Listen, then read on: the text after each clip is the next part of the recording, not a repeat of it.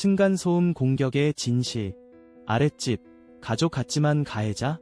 우리의 소리가 왜곡된 이유는? 층간소음 공격의 진실. 소음 뒤에 숨겨진 불편한 진실.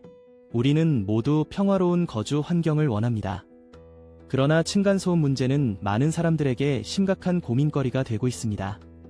아랫집의 정막 속에서 들려오는 소인 혹은 윗집의 끊임없는 발걸음은 우리가 원하는 삶의 질을 크게 저해할 수 있습니다. 하지만 이러한 소음 뒤에는 우리가 알지 못하는 사실들이 존재합니다. 아랫집이란 가족으로 여겨지기 쉽지만 그들 중 일부는 오히려 피해자가 아닌 가해자일 수 있습니다. 소리와 감정의 왜곡. 층간소음에 대한 우리의 반응은 심리적으로도 큰 영향을 받습니다. 소음은 단순히 듣는 것이 아니라 그 소음이 우리에게 불안과 스트레스를 가져다 줄 수 있습니다. 최근 들어 아랫집에서 발생하는 소음이 단순한 생활소음이 아니라 특정한 목적을 가지고 이루어진 것일 가능성도 제기되고 있습니다. 이러한 조작된 소음은 일상에서 소음에 대한 감각을 왜곡시키고 피해자에게 심리적 고통을 가합니다. 조직 스토킹의 확산. 층간소음의 원인은 단순히 일상적인 소음이 아닙니다. 최근에는 아랫집이나 윗집에서 특수장비를 이용해 피해자를 괴롭히는 경우가 늘어나고 있습니다.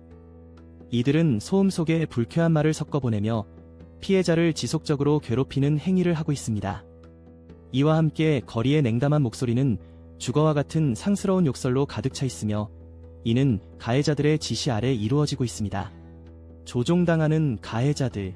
가해자도 무작정 괴롭히는 존재가 아닙니다. 이들은 어떤 형태로든 이미 조종되고 있는 피해자일 가능성이 큽니다. 주변에서 발생하는 속삭임과 조롱은 단순한 괴롭힘이 아니라 사회 전체를 통제하려는 시스템의 일부일 수 있습니다. 우리가 주목해야 할 점은 조직 스토킹에 연루된 이들은 전혀 상관없는 일반인일 수 있으며 그들도 또한 이 시스템의 피해자일 수 있다는 것입니다.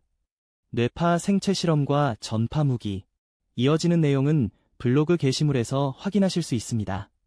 게시물 링크는 더보기란 또는 고정 댓글을 참고해주세요. 영상이 도움이 되셨다면 좋아요와 구독 부탁드립니다.